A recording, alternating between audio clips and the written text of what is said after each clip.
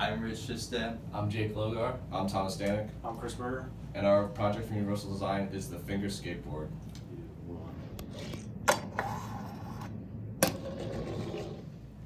So while designing our Finger Skateboard, there's a lot of things we had to consider. So the first one was the size of the toy. The toy not only had to fit into a Happy Meal box, but also had to fit into a child's hand. And to take that into account, we used NIST data to figure out the average hand length and width for children of ages 3, 6, and 9. And we took these into account when designing our Finger Skateboard.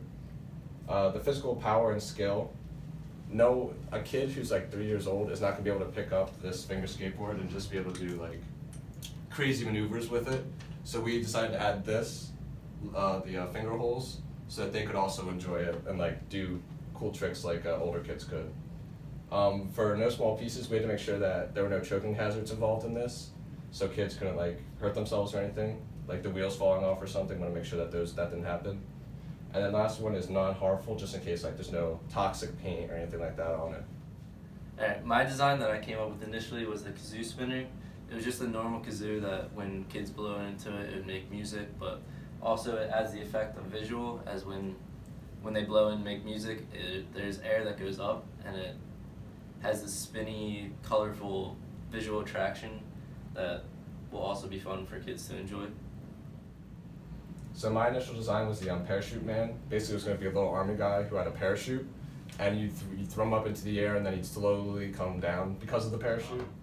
My design for the project was the Finger Skateboard, and evidently it was the final design. So the Finger Skateboard has a deck, and in one piece it has the two trucks too, which will be the two bottom pieces that the axle goes through. And connected to it will be the 4 wheels, and they would obviously move as one of the functions of the board.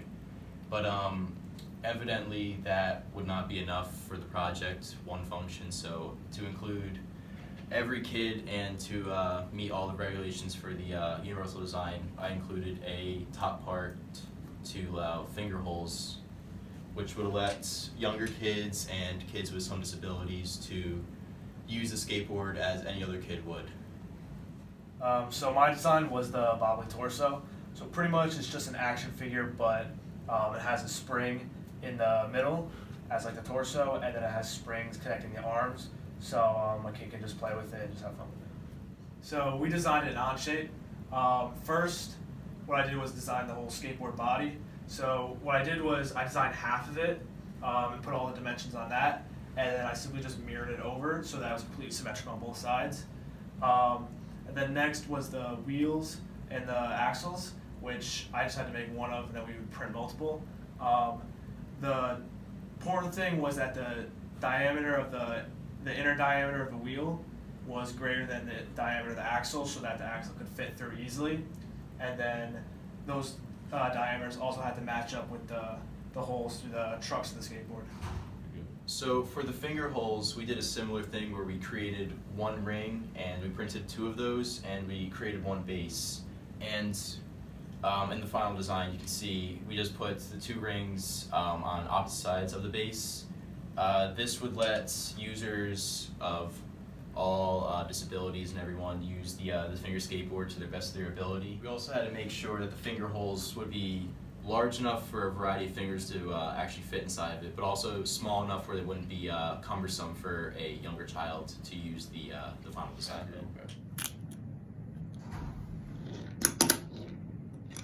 So for our first prototype of the skateboard, it wasn't successful. There were a couple problems with it. Mainly were the axles. When 3D printing them, they didn't hold true to the diameter, so the filament started to compress down onto itself, making it too wide to actually fit through the trucks of the skateboard and the part of the wheels. And then they also turned out to be too short, so that when you put them through they just weren't long enough to fit onto the wheels, like to get the wheels on. And then the second problem was up here at the top of the skateboard. When 3D printing, we had to 3D print it so that there were the least amount of hanging parts. And for some reason, the 3D printer 3D printing software just didn't pick up that there was an overhang there, which caused it to kind of become jagged and a little like rough. But those were like the main problems, and then we ended up having to redesign it to work out. So this is our final design that we came up with. We have the finger holes, and those would be in real life produced with Velcro so that they could easily be placed on and placed off depending on what the kid wants. And after finally reprinting and redesigning the axles and wheels, we finally got it to easily fit in so that the wheels could easily move without being obstructed by the trucks. And if for future action, if we were to make this with real materials, we would use an injection mold for the deck so that the mass production could be increased and everything would be smoother and have higher quality. And for the axles, we would get metal so that, because they're so small in plastic, they might break easily, but with metal they'd be a lot stronger and hold better. And for the wheels, we would use urethane, and that's what is used for wheels with actual skateboards, so it would give that real feel and that real look of a skateboard.